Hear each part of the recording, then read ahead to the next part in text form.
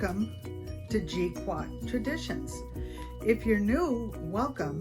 If you've been here before, welcome back. GQUAT stands for Garden, Quilt, and Art Traditions, and today we finally get to the Q, and that stands for quilting. Today is a complete tutorial on how to make a rag quilt. I will give you the measurements that you will need to purchase supplies, and I want to explain a little bit about what a quilt is. A quilt is basically a fabric sandwich, and it has three parts. It has a backing, it has batting, and it has a top. In this case today, we're using the purple for the top. Oopsie, something fell already. Okay, so before I tell you how to start, I will tell you some basic things you need in order to make a quilt. This is a little kit I purchased for someone else just from Walmart, less than $10, and inside it has basic supplies: a white marker, a blue pencil, a measuring tape, big scissors, little scissors, a seam ripper. Yes, if you sew, you will be ripping some stitches out because nothing is perfect.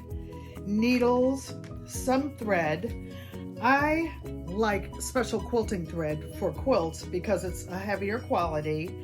And whatever pins you use, make sure they have a glass ball on them, because the last thing you want to do is sew a pin inside of something and later on have it come to scratch you. So for my friend, I purchased just some big ball straight pins at Walmart. And for this quilt, because you're going to be cutting through a lot of thicknesses, in addition to the scissors that come in the kit, you might want to, if you want to make more than one quilt, invest in some heavy duty shears. These are called rag quilt scissors. They're spring loaded and they're really, really strong. Or if you prefer, you can get some needle nosed scissors because you will be clipping the seams. So for this quilt, I'm using 10-inch blocks. You can buy the blocks already cut. You can cut them yourself, or you can make them out of old clothes. Many of you know that I'm a master quilter, and I have a lot of quilts on exhibit, but this is my favorite quilt ever. It's always with me, and it was when my dad died. I used some of his old shirts, old pants, and I made quilts for my mom, all my sisters and brothers, and I had enough fabric for the front, and I bought, this is actually flannel because it's so soft, for the inside or the lining. Now, there's something called a fidget quilt and a weighted quilt or a weighted blanket, and those are used for people who experience trauma or stress. This quilt for me does both because it's heavy, it has batting in it. If you're making it for a baby, a young person, this quilt will have 48 blocks, 6 across, 8 down. It will shrink quite a bit, so it won't be that big. Maybe for a sofa or a twin bed, size to cuddle up in. And a fidget quilt was designed a lot for people with anxiety, whatever, and they give you things to do, like Alzheimer's patients. Like you see, this quilt has buttons on it. You can fiddle with them. I woke up from a coma 7 years ago, and this was my comfort. It was heavy. I knew that something was on me when I woke up. I felt centered, stabilized, and the grandkids would take and leave little notes for me inside the pockets. or they'd leave candy, or they would leave my TV remote so that I could find it. So for this quilt, we're going to need 48 blocks. You can, as I said, pre-purchase them, or you can cut them yourself. I cut these. Whatever size block you want to use, you can use. Dealing with clothing, you might want to use a smaller block. Whatever size block you decide to use, you cut your batting 1 inch smaller. So for these blocks, I cut them 10 inches, and for the batting, I cut them 9 inches. So that's the main thing that you need to know. Now, when you put it together, as I said, you have the backing, the batting, and the top. If you're making it for a baby, or if you're making it for somebody in a hot country, you can leave the batting out. You can use flannel. I like cotton because I like the way cotton lasts and it doesn't roll up, get those little lint balls. So what I am going to do with each one of these 48 blocks, I'm going to, you will need a sewing machine for this particular quilt. Put a 1 in the comments if you have a sewing machine. Put a 2 if you do not, because we can use these same blocks to quilt by hand, but we will use a different method. Okay? And for the sewing machine, people, you sew a line of stitching from one corner diagonally to the other side, one corner diagonally to the other side, until you have all 48 blocks sewn. I will go do that, and then I will get back to you and show you what the next step is. I will be sewing on these for someone else because I've pre-stitched a lot of the quilt that I'm going to show you today so that I can get it rapidly finished and you can see it. All right, I will be back.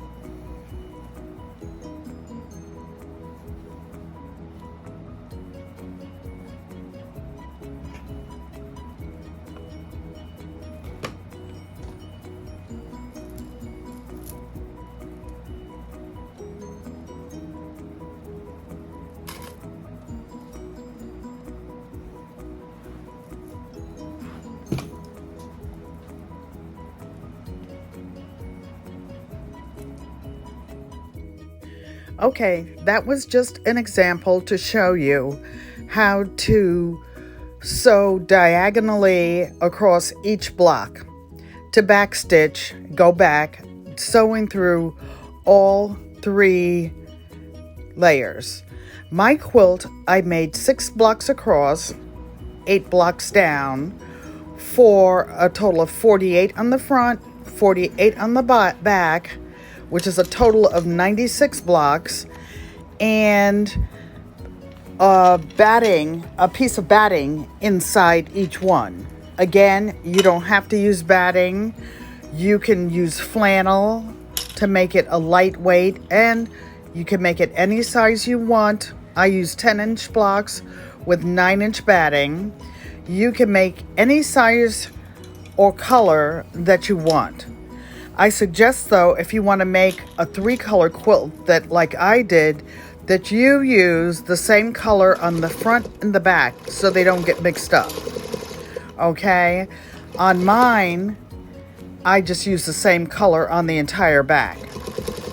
All right, so that's it. We'll just keep stitching away. What I'm going to do is, now that all the blocks are stitched diagonally, I'm sewing them together. I put numbers across the top of each row, 1 through 6, and I'm sewing the blocks together, 8 down. So I'm actually making columns of 8. All right, I will make 6 of them. The numbers will be at the top, and I will afterwards sew column 1 to column 2 to column 3 to column 4 to column 5 to column 6. Okay, here we go.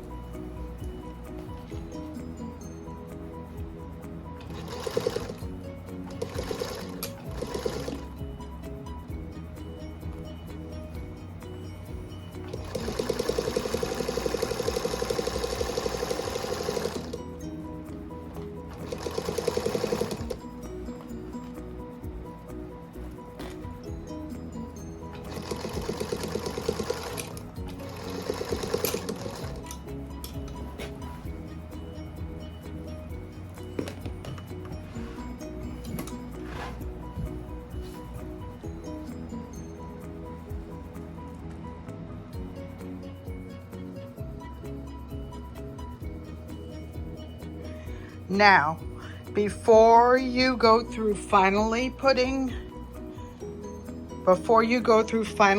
your quilt together, make sure your numbers are there. 1, 2, 3, 4, 5, 6. I have this on the floor near my sewing space, but I just want you to see how the blocks line up in the pattern I chose. Next, I will sew the blocks together. They're in long columns now, and after I sew the columns together, I'll show you how I put one seam forward and one seam back. And again, these are 1 inch, 5/8 to 1 inch seam allowances. I'll try to get close so that you can see the thread against the black. I always use neutral thread in sewing quilts, and that's what most people do, even on black quilts. This particular quilt, the front has a pattern, the back is all one color, just all blue. The blocks are going different directions just for some interest. Okay, we'll be back.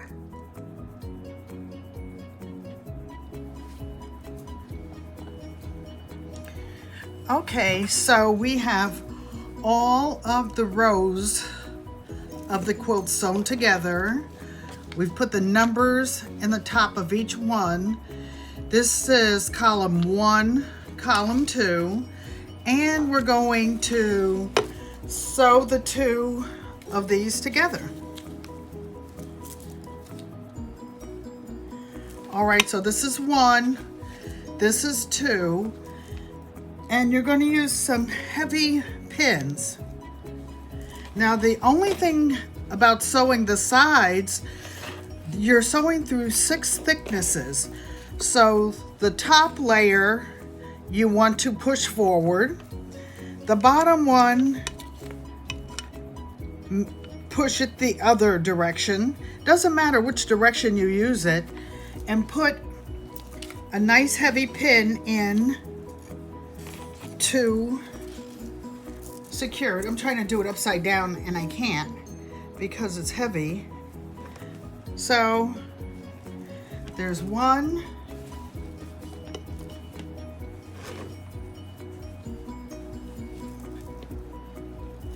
Here's another one.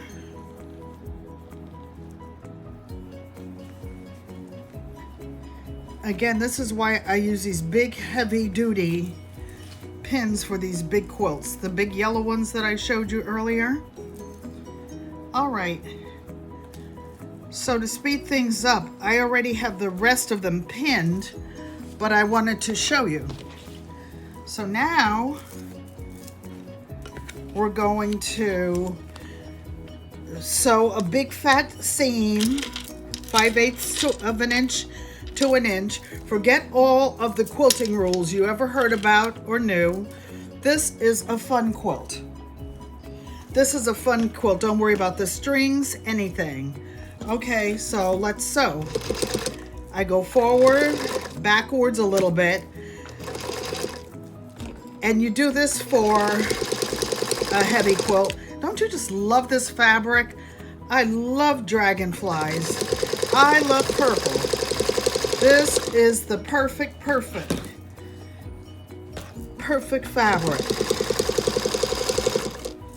And you can lay the blocks out any way you want to. I just did this diagonal design just to show you guys something. And I will continue. You see how fat these seams are? Because when you clip them, this is what makes the fringe, and the fringe is why they call it a rag quilt. So I'll finish sewing these together and then we'll be back. Okay, be right back.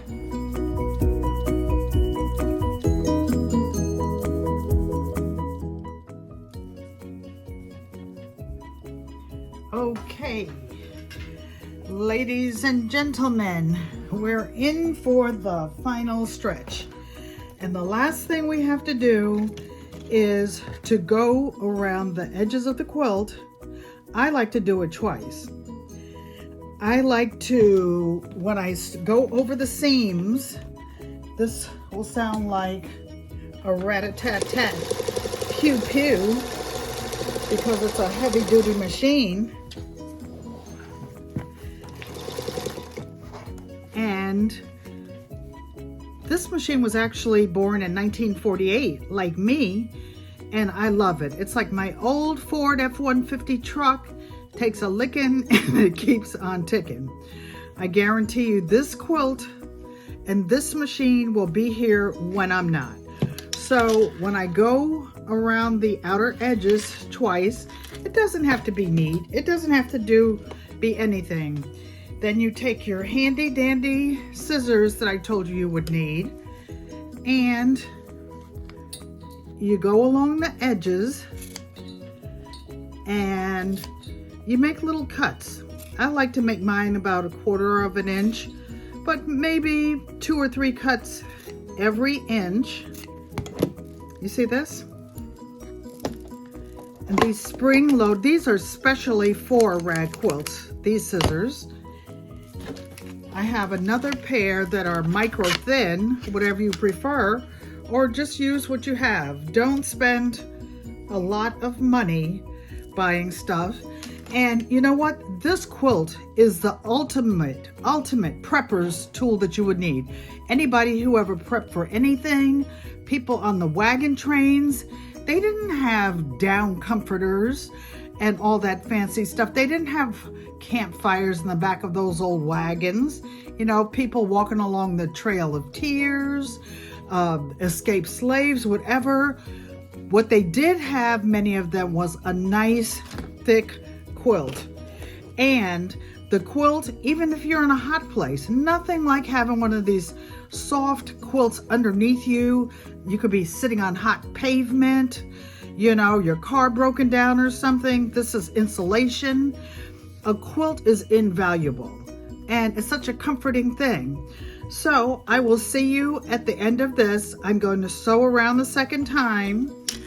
I'm going to fringe this entire thing, go around the edges and put the little cuts, go on the entire quilt, all these big fat seams that you made.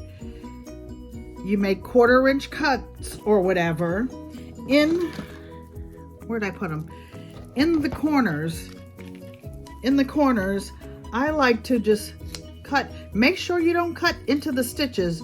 Don't cut all the way down into the seam, okay? Because you don't want to cut through your stitches. That's the worst thing that can happen. Then your quilt will start coming apart. Okay, so you just make all these little stitches. Every seam that's on here, you want to go ahead and clip it. You know, do a couple of lives, have the quilt on your lap, and just keep going and going and going. Then when you finish, you wash the quilt. I like to wash it and dry it 2 or 3 times in warm water, and that's what makes it fringe up. And that's why they call it a rag quilt. So when you see this one again, it will be all finished and washed. And this video will be finished. Thank you for watching. All right, peace, love, and blessings.